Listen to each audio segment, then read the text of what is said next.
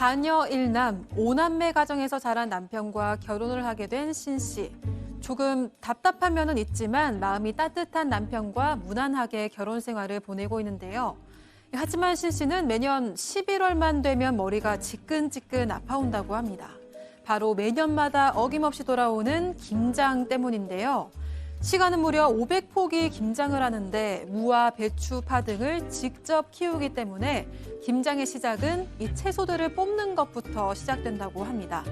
500포기의 김장을 하는 것도 힘들지만 신 씨의 가장 큰 불만은 김장철만 되면 사위들은 전부 코빼기도 보이지 않고 김장은 며느리인 신 씨의 몫이 된다는 건데요. 매년 돌아오는 김장 스트레스 때문에 지옥의 11월이라는 신 씨. 그녀는 이 난관을 어떻게 하면 헤쳐나갈 수 있을까요? 예. 뭔 또 이제는 또 김장 가지고 그러냐라고 하실 수 있는데 제가 역시나 또 오늘 방송 들어오기 전에 좀 찾아봤는데 김장 때문에 그 갈등이 있는 또 가정이 많더라고요, 생각보다. 더군다나 이제 김장철이 왔습니다. 백다희 아나운서는 부모님이 이렇게 김장을 하시면 좀 도와주냐고 물어보라고 지금 원고에 이렇게 돼 있네요. 안 물어보실 건가요? 아니, 대답하세요. 빨리. 네, 저희 집은 어릴 때부터 할머니랑 함께 살았기 때문에 김치는 고모께서 보내주시곤 했는데요. 지금은 어머니가 김장을 하실 때도 있는데 사실 본가가 지방에 있어서 제가 진짜 도와드리고 싶어도 그러지 못할 때가 많습니다.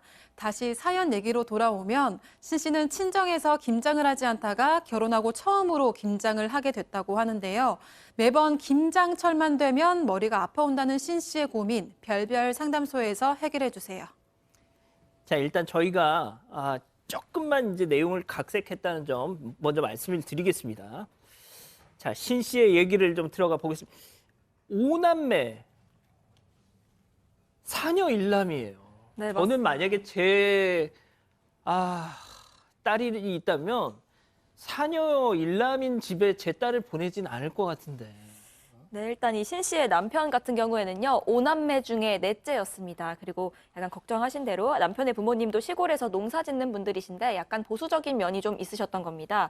이 첫째부터 셋째까지 연달아서 딸을 낳고 나시니까 아들은 하나 있어야 되지 않겠냐라는 생각으로 이제 넷째를 가지셨고 소원대로 이 아들인 신 씨의 남편을 낳으신 겁니다. 그런데 이후에도 아들이 한 명 더 있으면 좋겠다라는 생각이 드셔서 다섯째를 또 낳으셨다고 하는데요. 이 다섯째는 딸이었던 겁니다. 그래서 결과적으로 이 4녀 1남의 가족 형태가 완성이 됐습니다. 그런데 이 남편은 첫째부터 셋째 누나까지 와도 나이 차이가 꽤나 나는 편입니다. 이 첫째 누나랑은 12살 띠동갑이고요. 셋째 누나랑은 8살 차이가 난다고 합니다. 예, 레니 님이 원부야 너 그냥 혼자 살아. 지금 이렇게 또 덕담을 해주시네요. 자, 박 변호사님. 네. 11월만 되면 우리 박 변호사님 댁 김장 예전에 했는데 요새는 좀 안 합니다. 그렇죠. 배추가 비싸기도 하고 안 하긴 하는데 자, 이제 김장 이제 한다, 모여서 한다 얘기 들었을 때 신 씨 입장에서는 한 번도 해본 적이 없어요. 이제 그러다 보니까 조금 기대를 했던 것 같아요. 설레이기도 하고 사람들 모인다 하니까 김치할 때 막 그 김장할 때 그 모습들을 좀 상상하면서 아주 설레이면서 그 주말 드라마에 나오는 그렇죠. 그런 장면들. 어머니 수육 해올까요? 하면서 뭐 이런 거 상상을 좀 했던 것 같아요. 맞아. 아가야 먹을래? 하면서 이런 거 상상해서 갔습니다. 갔는데 문제가 좀 있습니다. 김장을 무려 500포기를 합니다. 500포기. 말이 500포기죠. 500포기를 하려면 2박 3일이 꼬박 걸리고요. 500포기는 사실 식당용이에요. 식당에서 김치 맛있게 하는 식당 있잖아요. 뭐 탕 같은 거 파는 그런 거기서도 이 정도 하는 거거든요.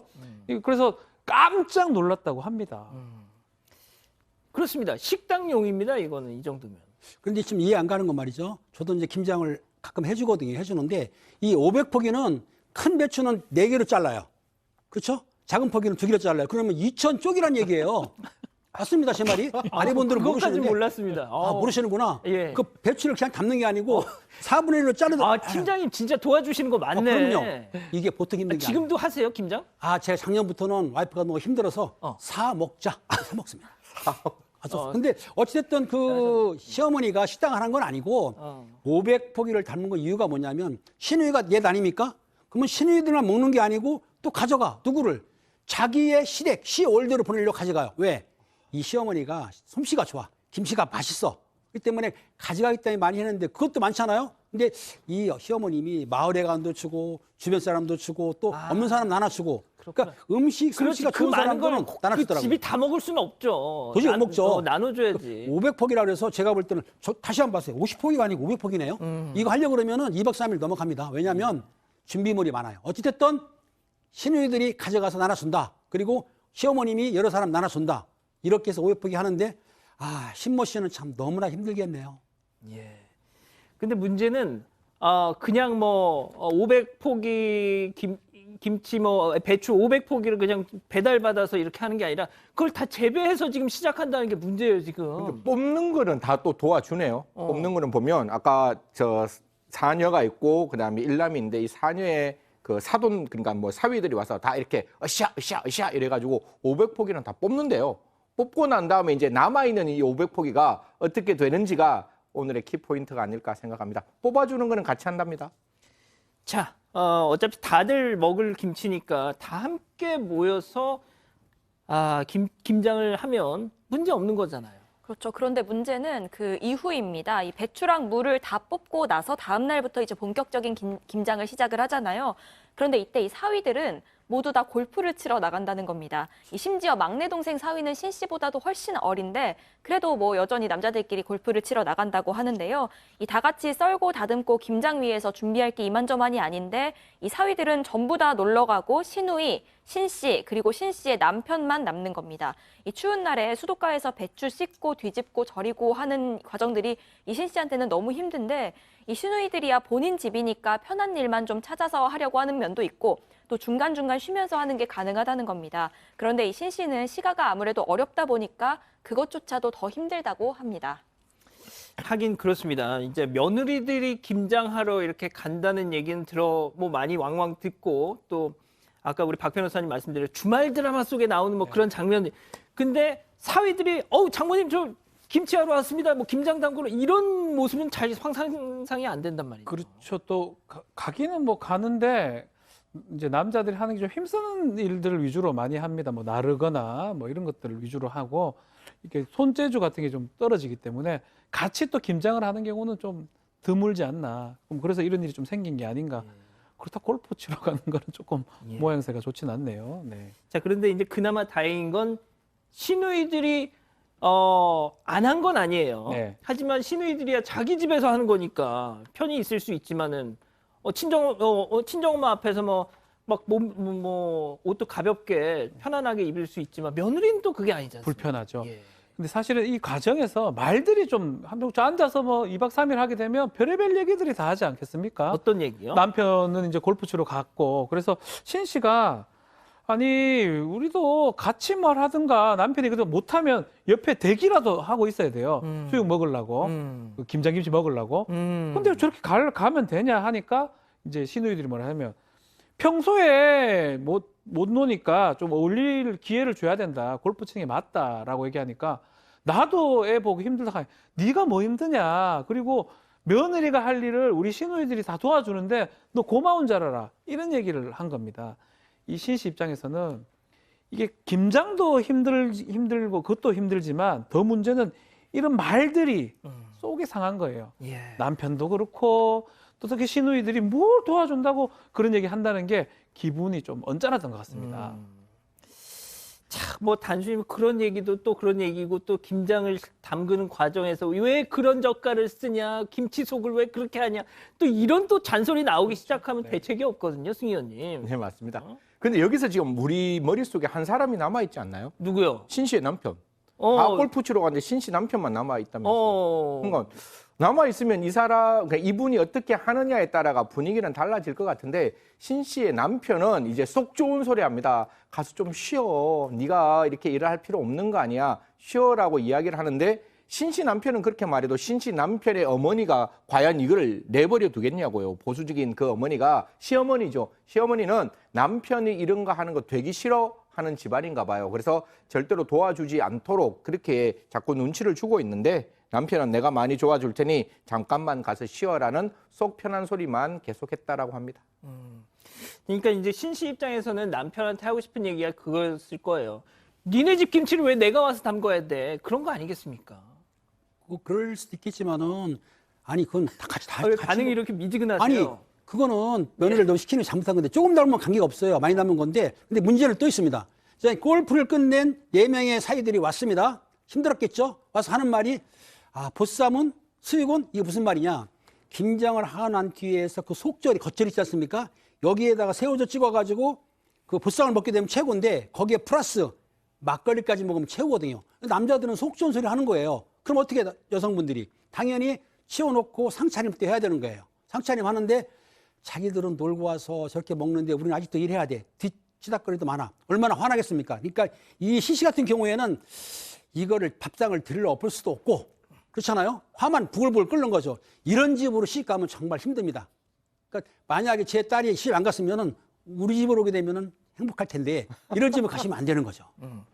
이자연 기자는 혹시 이런 걸 뭐 부모님 세대에서 본 적 있어요? 사실 제 주변에는 없는데 그 40대 그 주부신데 안동 종갓집 며느리분의 그 사연을 본 적은 있거든요. 근데 이 집도 종갓집이니까 김장을 아주 많이 하신다는 거예요. 그런데 남자들은 안 하고 여자들만 일을 해서 문제인 건데 그런데 이 집은 분란이 없는 게 이 남편이 명절을 지내거나 아니면 김장을 하거나 이런 큰일을 하고 나면 아내분한테 보상을 해주신다는 겁니다. 뭐 예를 들어서 우리 집 와서 힘들게 일했으니까 여행 다녀와 하면서 장모님이랑 여행을 보내준다든지 아니면 뭐 비싼 가방을 사준다든지 뭐 이렇게 보상을 준다는 겁니다. 그래서 이 주부분 같은 경우에는 일이 힘들긴 하지만 남편이 이 마음을 알아주기 때문에 그렇게 큰 고민은 아니다. 뭐 이런 사연이 있기는 했습니다. 조현경 님이 지금 이거 보시다가 열받아가지고 핸드폰을 던지셨대요. 알겠습니다. 지금, 자, 그러면 이쯤에서 별별 상담소 오늘의 궁금증을 짚어보죠. 자, 500포기 김장하는데 이 사위들은 골프, 일은 전부 며느리 몫이랍니다. 박 변호사님.